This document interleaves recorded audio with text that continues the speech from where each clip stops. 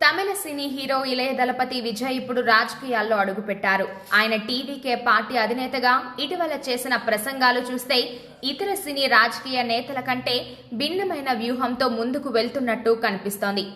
ఏఐఏడీఎంకేపై నేరుగా దాడి చేయకుండా డీఎంకేను రాజకీయ శత్రువుగా, బీజేపీని సైద్ధాంతిక శత్రువుగా పేర్కొనడం ఆయన ప్లాన్లో భాగం. ఇలా చేయడం ద్వారా ఏఐఏడీఎంకే అనుకూల ఓటును చీల్చకుండా భవిష్యత్తులో పొత్తుల అవకాశాన్ని తెరిచి ఉంచుతున్నారు.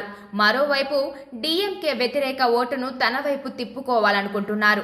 అన్నాదురై సిద్ధాంతాలను ప్రస్తావించడం ద్వారా ప్రస్తుత డీఎంకే ఆ మార్గం నుండి దూరమైందని పరోక్షంగా విమర్శిస్తున్నారు. ప్రజల మధ్యకు వెళ్లి వారి సమస్యలను నేరుగా వినడం ద్వారా యువత, కొత్త ఓటర్లలో ప్రజలతో కలిసిమెలిసి పనిచేసే నాయకుడు అనే ఇమేజ్ ను బలపరుచుకుంటున్నారు.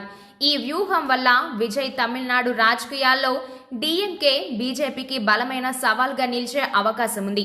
రాబోయే ఎన్నికల్లో ఆయన అడుగులు రాష్ట్ర రాజకీయ సమీకరణాలను మార్చే అవకాశం ఉందని విశ్లేషకులు అంటున్నారు.